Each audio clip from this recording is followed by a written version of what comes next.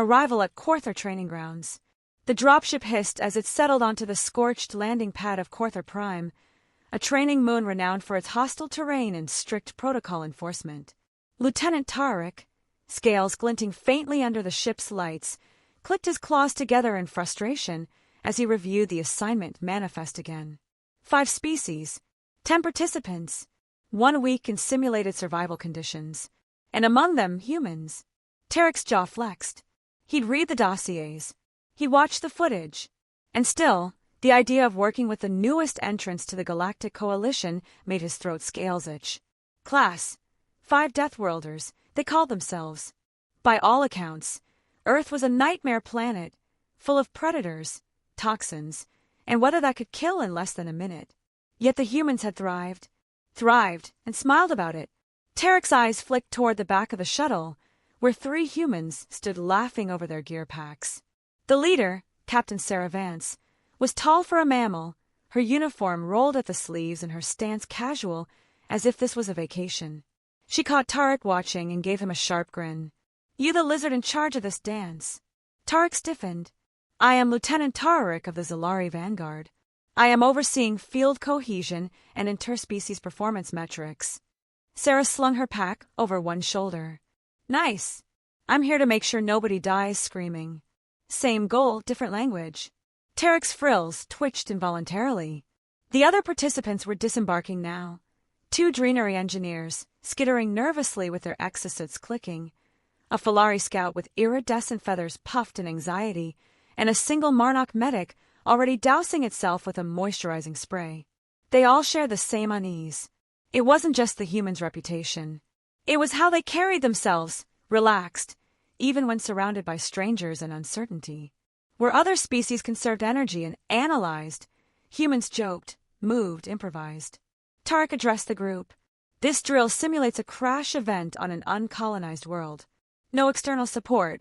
You must establish shelter, secure resources, and avoid hazards. All comms will be blacked out until extraction in 72 standard hours." One of the Dreenery raised a trembling appendage. "Hazards, are they simulated?" "Yes," Tarrik said, then added, "mostly." Captain Vance gave a short bark of laughter. "You guys really don't do things halfway, huh?" "This exercise will test real instincts under stress," Tarrik replied. "Not spreadsheets." The group boarded the transport cruiser that would crash them onto the drill site. RX-9, a moon covered in jungle terrain and fitted with training threats, animatronic predators, chemical traps, and environmental flux generators. Inside the cruiser, the team buckled into harnesses. The Falari scout fidgeted, peering out a porthole with flicking eyes. "I've heard RX-9 has carnivorous vines. That's not real, is it?" "Don't worry," said one of the humans, a broad-shouldered man named Davis. "Probably just diet carnivores." Captain Vance chuckled. "If it tries to eat you, just scream loud enough. Davis will wrestle it. He's from Alabama." The alien stared. Tarrik bristled. Were they taking anything seriously? The cruiser rumbled as the simulated descent began. Lights dimmed. The hull shook. It was all part of the drill, but Tarrik felt the tension rise like static in the cabin. Most participants held tightly to their harnesses. Only the humans seemed at ease. Captain Vance unwrapped a protein bar. Davis was dozing. The third, a woman with cybernetic implants named Shaw, was humming. Tarrik activated the intercom. "Final descent in 1 minute. All personnel prepare for rapid deployment." Sarah winked at him. "Buckle up, lizard man. Let's see if this moon bites harder than Earth." Tarrik didn't respond, but inwardly, he logged the moment. Observation: human response to stress is not suppression. It is substitution. Humor in place of fear. Movement in place of stillness. Instinctively unorthodox. The cruiser hit the atmosphere. A loud impact thudded through the frame as the emergency thrusters fired. Sparks flew. Panels blew loose for dramatic effect. Somewhere, a siren wailed. The last thing Tarrik saw before the doors blew open was Sarah Vance, grinning like she was going home. Drill gone wrong. The doors of the cruiser slammed open, revealing the thick, humid jungle of RX-9. The air smelled of damp earth and something faintly sweet, an alien bloom, Tarrik guessed, though he had no time to inspect. His senses were alert, but even he felt the oppressive atmosphere pressing in. The team spilled out onto the forest floor, immediately feeling the crunch of underbrush beneath their boots, claws, and talons. Tarrik led the way, the Dreenery engineers trailing nervously behind, their many legs skittering over the roots. The Falari scout, wings slightly spread, flitted anxiously, while the Marnock medic scanned the dense foliage with wide eyes. Captain Sarah Vance was already moving confidently, pulling her gear tight and checking her rifle. Her easy smile hadn't faded. "All right," she said, voice steady. "We set perimeter, gather intel, and get a shelter up before nightfall." Tarrik nodded, impressed despite himself. "Protocol confirms. All units, maintain communication formation. Report anomalies immediately." The group began organizing. Humans moved with practiced ease, swiftly dividing roles. Sarah and Davis scouted for resources. Shaw started scanning the immediate area for chemical or biological hazards. But the aliens moved slower, less certain. Tarrik could see fear flicker in their eyes, especially when the Falari let out a startled squawk and leapt back. "Vine, back off! Back off!" the Falari gasped, wings fluttering as a thick tendril curled from the shadows, dripping with sap. Sarah chuckled. "Relax, Featherbrain. It's just a hungry plant. We'll put it on the menu later." Before Tarrik could respond, a harsh buzz shattered the tension. Metallic whirring sounded from deeper in the jungle, an unmistakable drone, small but heavily armed. "Contact!" Tarrik hissed. "Unknown, hostiles approaching." The group snapped into high alert. Radios crackled, but static dominated. The comms blackout wasn't supposed to start for another 10 minutes. Suddenly, from the undergrowth, 3 drones exploded into view, firing plasma bursts that seared nearby foliage. The drill simulation had become something else entirely. Sarah dove behind a fallen log, rifle ready. "Okay, that's not in the manual." Dreenery engineer Tar froze, antennae twitching. "They're not supposed to be active. This is a drill." Tarrik's claws clenched. Systems may be compromised. Defensive protocols activating without authorization. Shaw hacked into her wrist console. AI sentry control is offline. "Looks like a rogue override." The team scattered into defensive positions. The drones fired again, forcing the aliens to retreat or hunker down. Tarrik barked orders. "Maintain formation. Focus fire on drone weak points." Sarah moved like water, swift, precise. She lobbed a makeshift EMP grenade from her pack, frying the sensors on one drone. It crashed, sparking, into a tree. The others were slower, hesitant. The Falari's wings flared as she tried to escape, only to snag a branch and tumble painfully to the ground. Dreenery Tar panicked, limbs trembling. "I cannot do this. I'm not equipped for actual combat." Sarah jogged over, crouching beside the shaking engineer. "Look, you've got 2 choices, freeze or fight." "I vote fight." Tara's eyes widened as Sarah patched him up with a quick bandage. "We need to move." Meanwhile, Tarrik observed the humans closely. They didn't pause. No stammering or wide eyes. They didn't clutch weapons in terror. Instead, they adapted, scavenging parts from drone wrecks, repurposing tools on the fly. Sarah grinned, wiping sweat from her brow. "This is fun." Tarrik's voice was almost a growl in his comm log later. Humans do not exhibit expected fear responses. Instead of retreat or paralysis, they engage with hostility and humor in equal measure. The jungle seemed alive with new threats now. A sudden storm rolled in, lightning flashing through dense canopies. The team struggled to erect a shelter as vines writhed ominously close. The Marnock medic splashed cold water on a wound, muttering something about too much adrenaline.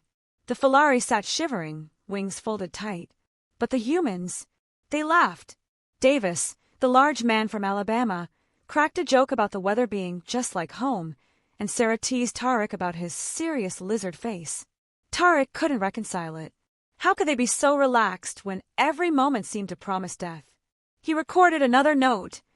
Human emotional expression diverges from coalition norm. Their lack of fear appears less like absence, more like evolved regulation. Night fell. The drones continued patrolling, but the humans set traps that snared one, then another. Their shelter was crude but effective, camouflaged, booby-trapped, and strangely cozy. Tarrik noticed the humans sharing a meal, chewing on native fauna with undisguised relish. "They're eating that?" he asked Shaw, incredulous. She shrugged. "If it moves and doesn't kill you, it's dinner."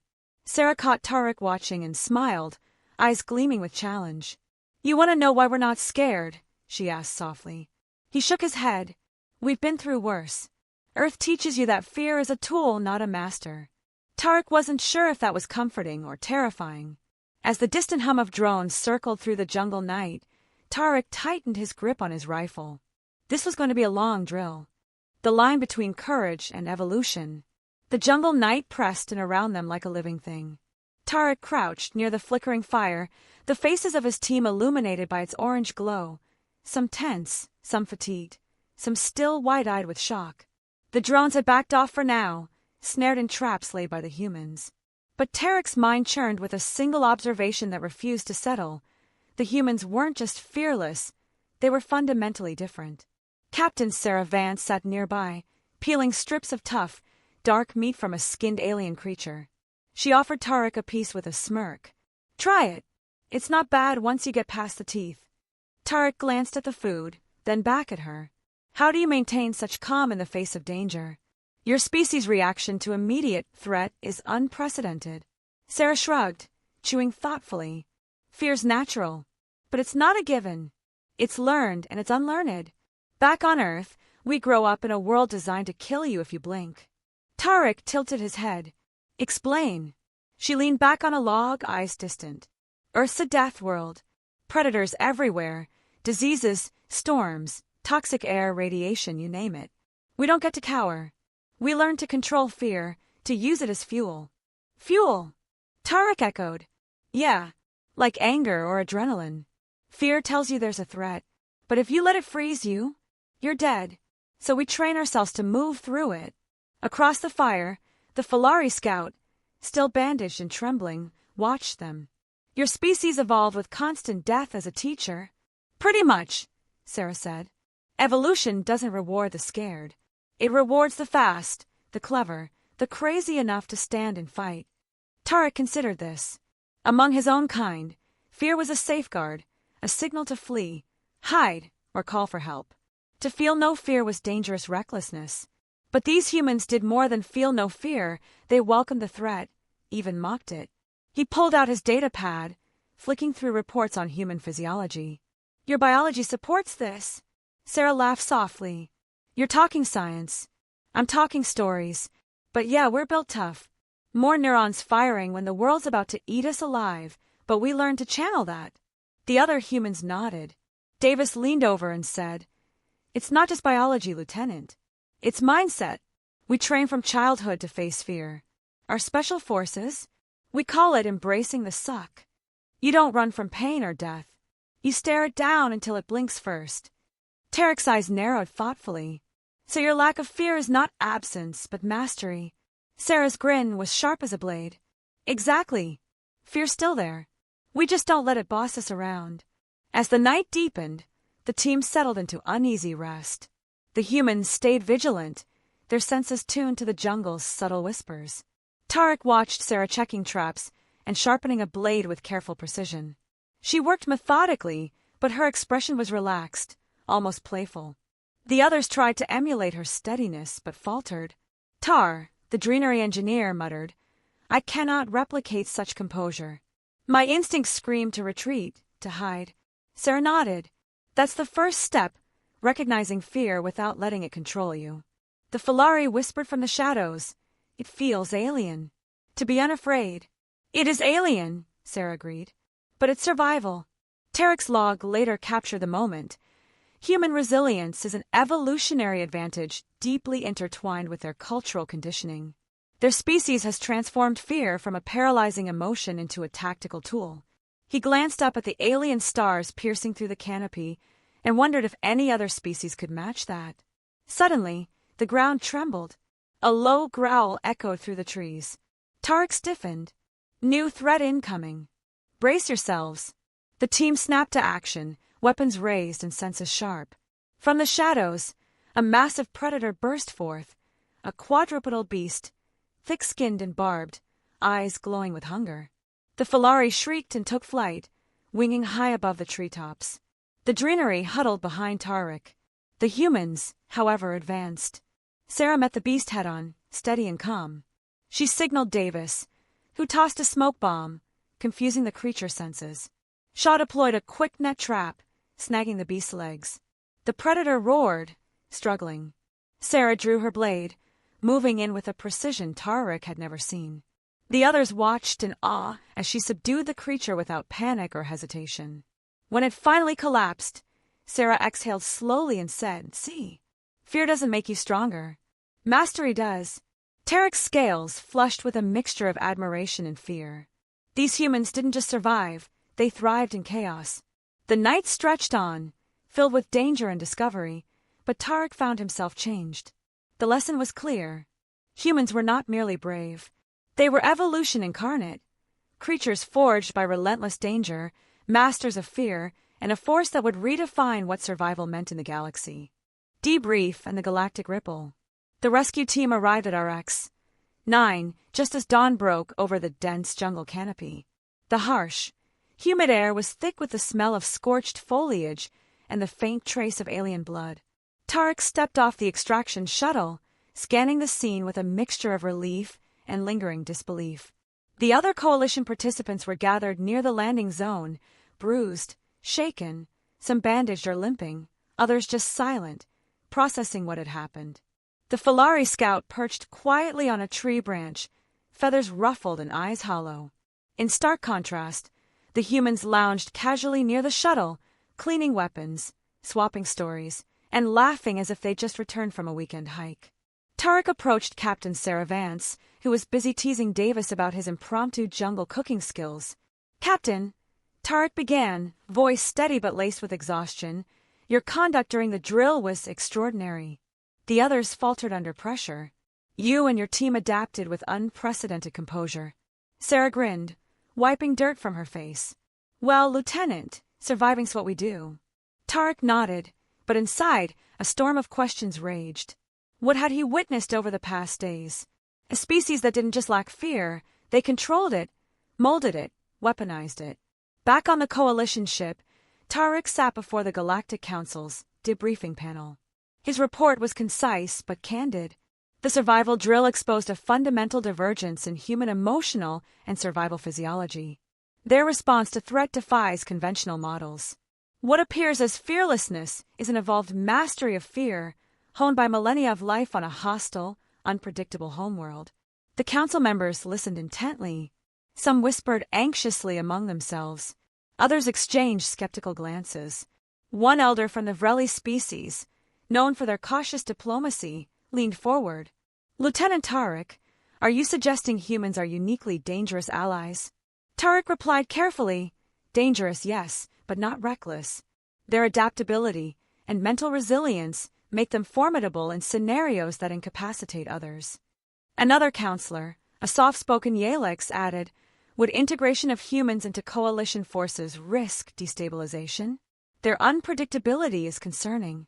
Sarah, who had been invited as a witness, spoke calmly. "Fear is not absent from humans. It's acknowledged, respected, and controlled. That is our advantage. Not chaos, but calculated confrontation." The debate grew heated. Some species proposed restricting humans from frontline roles. Others advocated for their expanded inclusion, arguing their strengths outweighed risks. Tarrik's final recommendation was clear. Humans are an asset to be understood, not feared. Their lack of traditional fear responses is a survival adaptation that challenges coalition norms but ultimately enhances group resilience. Days later, Tarrik found himself on Earth, tasked with diplomatic liaison duties. Standing amid towering forests and bustling cities, he observed humans engaged in activities that defied logic, climbing sheer cliffs, diving into roaring rivers, and leaping from great heights with nothing but thin fabric to break their fall. Children played in rough neighborhoods where danger lurked in many forms. Adults laughed while recounting near-death experiences in storms or wildlife encounters. Tarrik's final log entry from the mission read, "Humanity does not lack fear. It coexists with it as a dance partner. Their species has evolved not to eliminate fear but to harness it, to stare into the abyss and smile." To the galaxy, they may seem reckless, but they are instead the embodiment of survival itself, a reminder that courage is not the absence of fear but the mastery of it. As the shuttle lifted off from Earth, Tarrik looked back at the blue planet glowing with life and chaos. He knew one thing for certain. In the vast darkness of space, humans were the wild card no one could afford to underestimate.